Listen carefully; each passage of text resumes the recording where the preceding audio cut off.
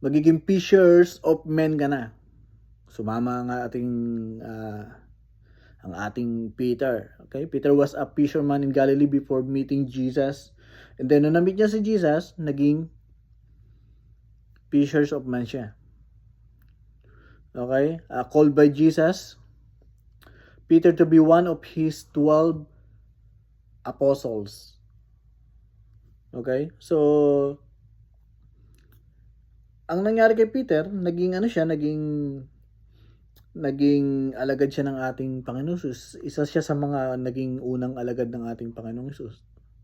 Okay, at maraming ministry ang ginawa ni Peter kasama ang ating Panginoon Jesus. Nasaksihan niya yung moment ng yung transfiguration. Okay, nandun si Peter, sabi niya, pagawa tayo dito na lang tayo. Pagawa tayo ng kubol dito, hindi mag-stay na tayo dito kasi ang sarap ng pakiramdam, almost heaven. Okay, and si Peter, alam naman natin,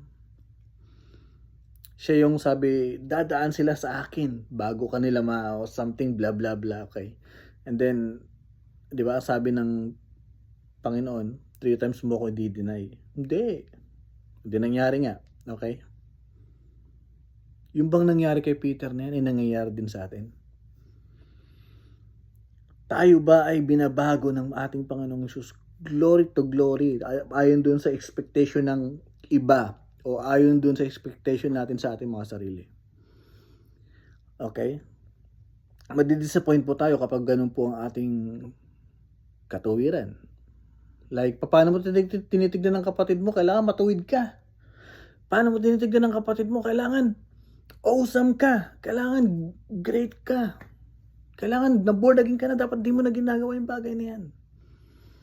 Okay. Nandun na tayo, okay?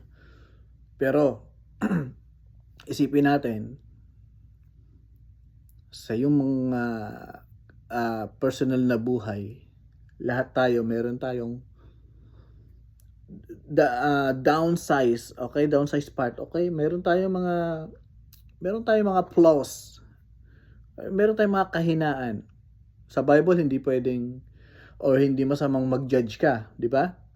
Sabi sa Bible, kung tatanggalin mo yung puwing sa mata ng kapatid mo, kailangan yung mata mo sobrang clear para makita mo kung saan banda yon at walang may pipinta sa'yo. Ba't mo tinatanggal yung puwing ng mata ko? Sa'yo nga meron.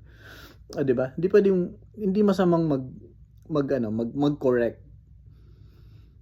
Ang mahalaga lang, alam mo sa sarili mo at ginagawa mo yun na may pagmamahal. Okay? So si Peter, very kumbaga sa sarili niya, eto ako, mahal mo ba ako? Mahal kita. Okay? Nangyari yun nung conversation with Jesus and him, di ba? Hindi mo kita tatwa? Hindi. 3 beses mo kita tatwa? Hindi. And then meron instance doon na nagmi-ministry na siya, napulaan pa siya ni Paul na ipokrita ka dahil ginagawa mo yan sa harap lang ng nila, di ba?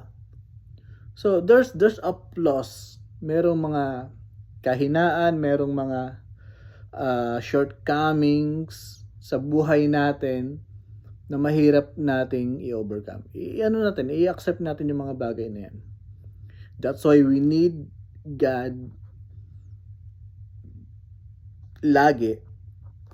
Kailangan natin ang Diyos lagi sa buhay natin para mag-glorify natin siya. Paano? Laging sa mga bawat sitwasyon ng buhay natin. Alam niyo ba ako, very struggle ako sa panahon ngayon about that, okay? Lagi ako nanghihingi sa Diyos ng paumanhin, Lord, sorry Lord, nakakalimutan mo yung mga prayers ko. Nakakalimutan ko yung mga panalangin ko na alam ko naman on the process mayroon nang nagmo-move na siya. And then ako, meron biglang sitwasyon na ganito and then nagwigil kaagad ako. Okay, ayaw ko na. I'm sorry Lord. Di alam ko sa sarili ko na kapag tinugon ng Diyos ang panalangin namin na yun, maraming magagawa ang Diyos sa buhay ko. Marami siyang gagawin sa buhay ko kapag dumating na yung answers prayer na yun.